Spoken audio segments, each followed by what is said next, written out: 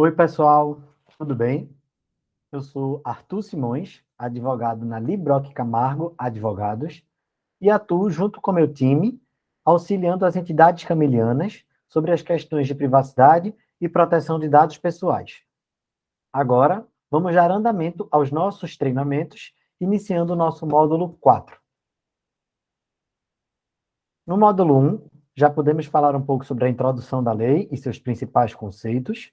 No módulo 2, conhecemos um pouco mais sobre a LGPD, que é a famosa Lei Geral de Proteção de Dados Pessoais. No módulo 3, relacionamos um pouco a LGPD com a área da saúde. E nesse módulo 4, vamos tocar especificamente na parte de segurança da informação. Vamos lá.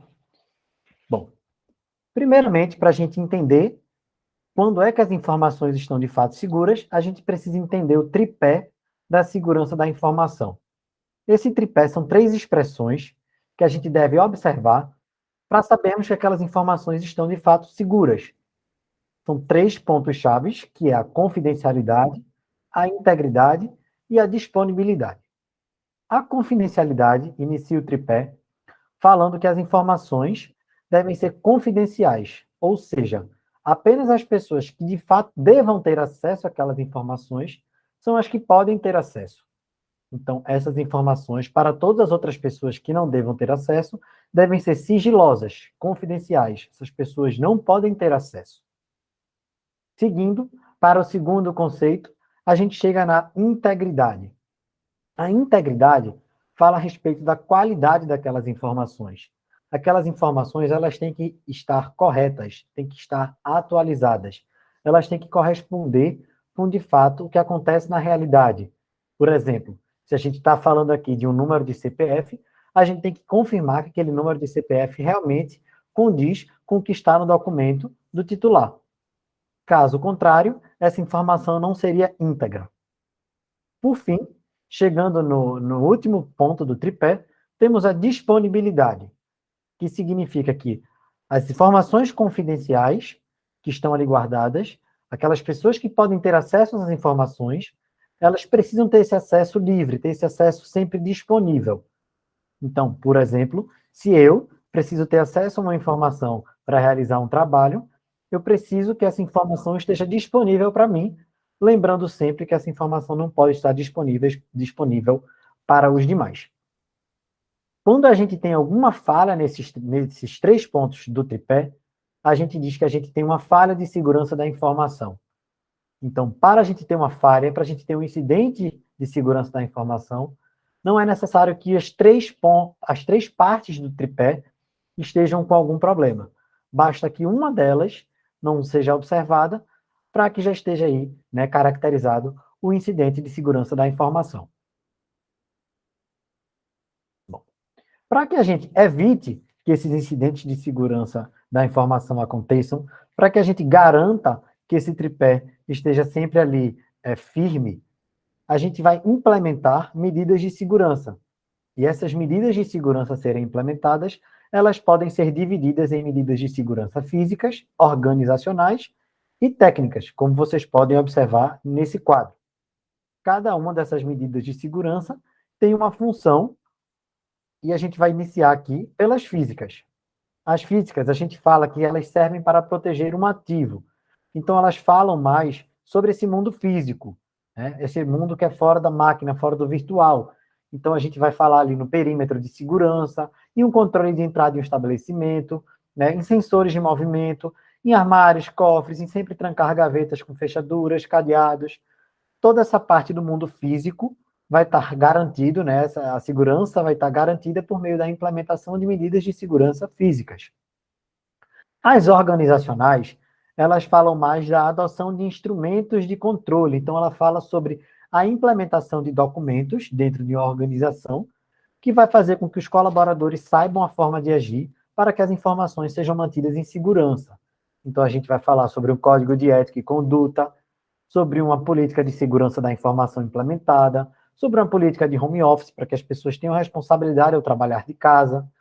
A gente vai falar de uma política de privacidade interna, que vai falar da forma que a gente deve trabalhar com os dados pessoais das pessoas no ambiente de trabalho. são essas medidas organizacionais que são implementadas que vão fazer a diferença no comportamento do colaborador. Por fim, temos as medidas de segurança técnicas, que, um pouco diferente das físicas, são relacionadas à infraestrutura e sistemas. Então, aqui a gente já vai um pouco mais para esse mundo virtual.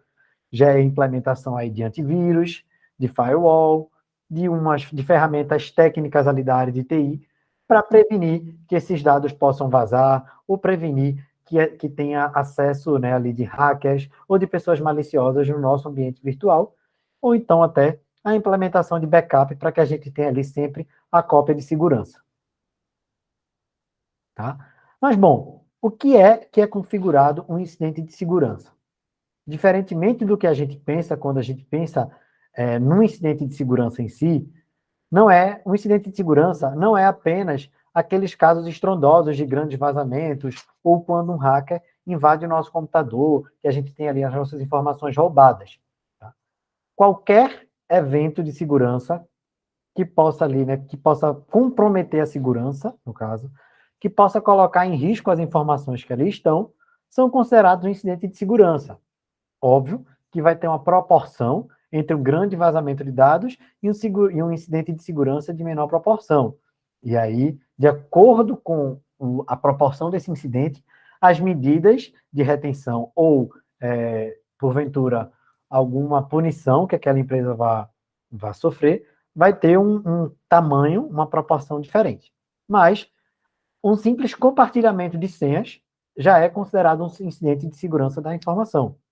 Então, se eu preciso, por exemplo, dar uma senha minha para um colaborador meu, fazer um trabalho que é meu, porque porventura eu preciso me ausentar do ambiente de trabalho, isso já é considerado um incidente de segurança, e isso já pode colocar aquela organização em risco, e essa prática deve ser cessada de imediato. Então, a gente trouxe aqui alguns exemplos, né, do que são considerados incidentes de segurança ou do que podem acarretar incidentes de segurança, tá? Quando a gente tem um prontuário médico, por exemplo, disponível para pessoas que não são autorizadas, isso aqui tem um incidente claro de segurança. Inclusive, a gente está tratando aqui de dados sensíveis, porque tem dados de saúde dos pacientes. A gente sabe que um prontuário é de propriedade do paciente e somente ele deve ter acesso ou aos profissionais da área médica que tenham ali, né, competência para manusear aquele documento. Mas esse documento, ele é de propriedade do paciente e ele não pode estar disponível a terceiros não autorizados. Caso esse prontuário esteja disponível a terceiro não autorizado, a gente já tem aí um incidente de segurança. Tá? Quando a gente trabalha com pendrives, por exemplo, a gente pega um pendrive para passar um arquivo de um computador terceiro, né, um computador alheio, para o nosso computador, a gente pode estar aí, né, passando por meio desse pendrive algum vírus ou algum malware que vai infectar o nosso computador, o que já também acaba, né, ocorrendo um incidente de segurança. Mas não necessariamente um incidente de segurança vai ser no mundo digital, no mundo virtual, né? Quando a gente tem um arquivo que está arquivado numa gaveta, por exemplo, um documento que está em uma gaveta, e um terceiro que não deve ter acesso àquele documento abre a gaveta e consegue pegar, também já é considerado um incidente de segurança. A gente também tem aí o exemplo de ferramentas não autorizadas instaladas em máquina. Geralmente, isso é muito uma porta de entrada para esses vírus ou esses malwares que também vão infectar as nossas máquinas. A gente tem que ter cuidado com a utilização de softwares desatualizados, porque a gente sabe que a tecnologia cresce diariamente.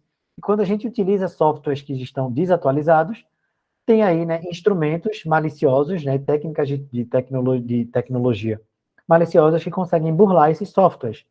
E, por fim, a gente tem que ter cuidado, né, com os ataques de phishing, que são aqueles links duvidosos que a gente clica e acaba direcionando aí, sendo a porta de entrada, na verdade, para esses vírus ou esses malwares.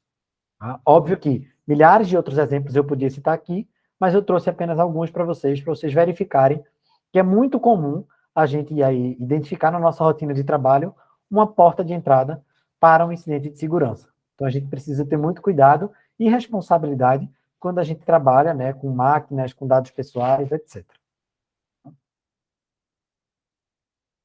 Vamos lá. Aqui eu trouxe para vocês, pessoal, 3 exemplos de incidentes de segurança que aconteceram aqui, né, principalmente na área da saúde. E aqui eu trago um primeiro caso, né, que foi um hospital aqui do Brasil, que foi condenado por não proteger dados de pacientes. O que aconteceu?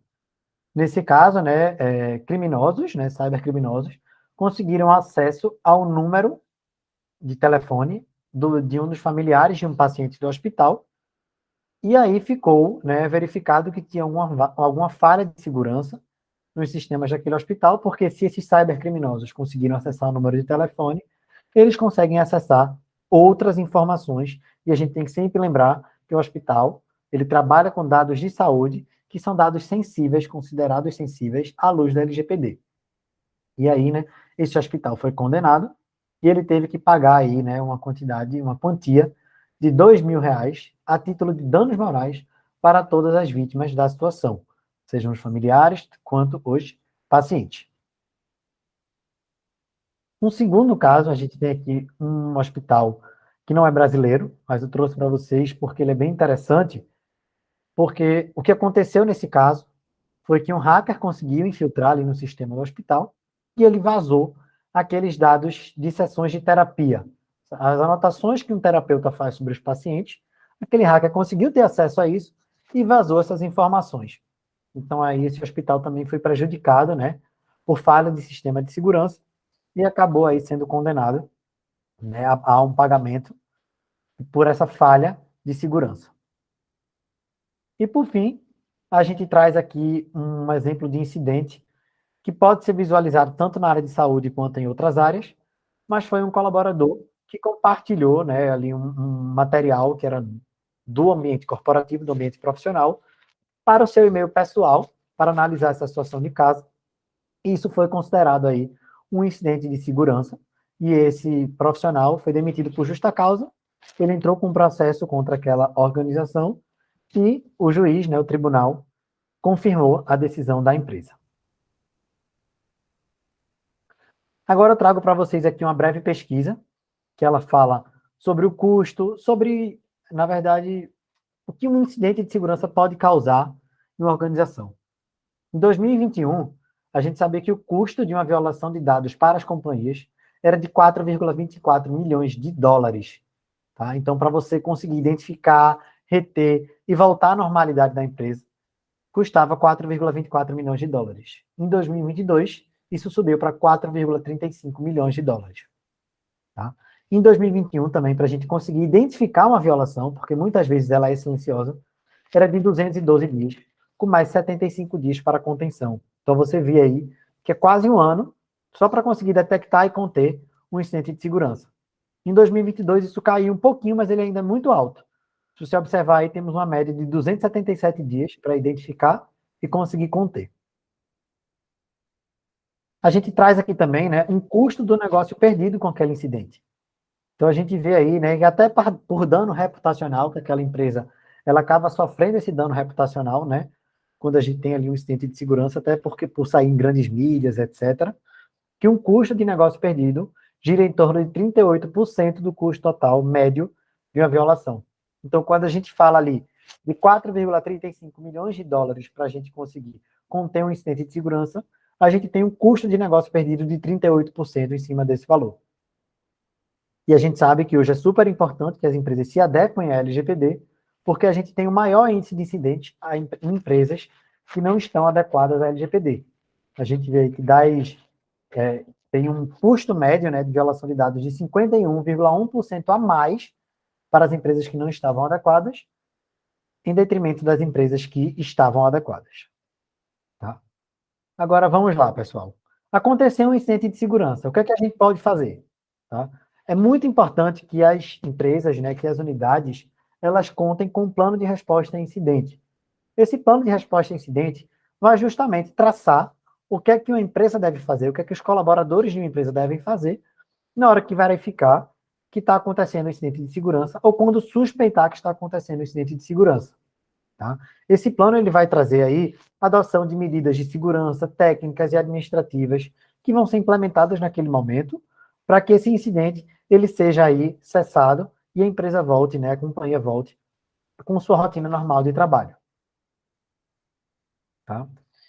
E aí, bom, o que é que a gente deve fazer? Antes de elaborar um incidente de segurança, é muito importante que as unidades formem um comitê de segurança da informação que vai ser responsável por atuar em primeira mão quando for necessário acionar o plano de resposta a incidente. Esse comitê vai ser passado por um treinamento, e após esse treinamento vão ser atribuídas funções para cada uma dessas pessoas do comitê, e essas funções vão estar expostas no plano de resposta a incidente, junto com aquelas medidas que vão ser implementadas que a gente falou. Na hora de executar o plano de resposta a incidente, a gente vai passar por algumas etapas. A primeira etapa vai ser sempre a de identificação. As pessoas vão reunir tudo o que de informação que já existe sobre a suspeita daquele incidente para identificar o que é que de fato está acontecendo, qual é a proporção daquele incidente, o que é que precisa ser feito, quem é que eu preciso acionar, se eu preciso acionar a autoridade, se eu preciso avisar os titulares que podem ter seus dados prejudicados ou não. Daí, inicia-se a fase de contenção. Vamos saber agora o que é que a gente precisa fazer para que esse incidente não se alastre, não tome uma proporção ainda maior. O que é que a gente pode fazer para conter esse incidente? Depois que a gente conseguir conter esse incidente, a gente passa a erradicar. A gente já conteve, a partir de agora nada mais vai ser comprometido, mas a gente precisa erradicar aquilo que foi de fato comprometido.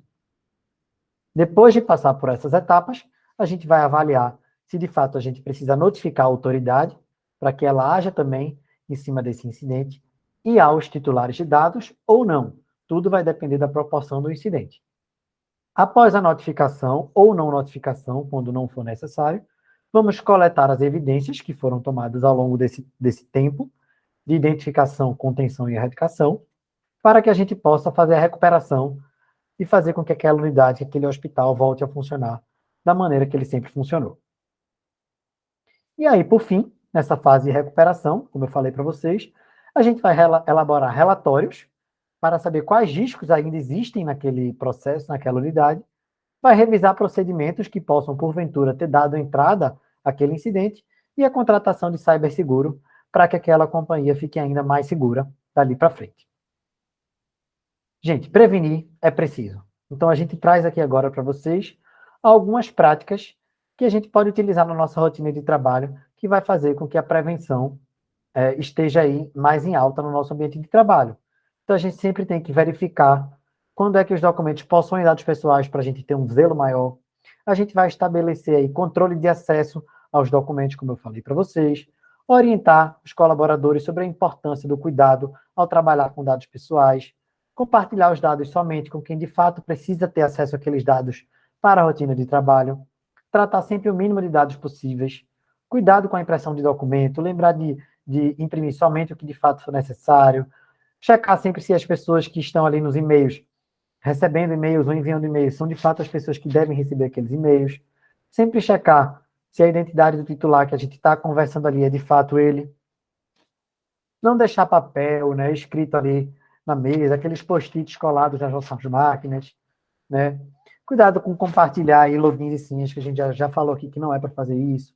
Não acessar sites perigosos. Ter cuidado com rascunho, né? Às vezes a gente usa um papel de rascunho e no lado seguinte está cheio de informação pessoal. A gente tem que ter cuidado com isso. Não utilizar plataforma, sistema pirata e realizar sempre a atualização periódica do software. Então é isso, pessoal. Eu espero que tenha sido proveitoso. Espero que tenha sido claro. E contem com a gente, tá bom? Tchau, tchau.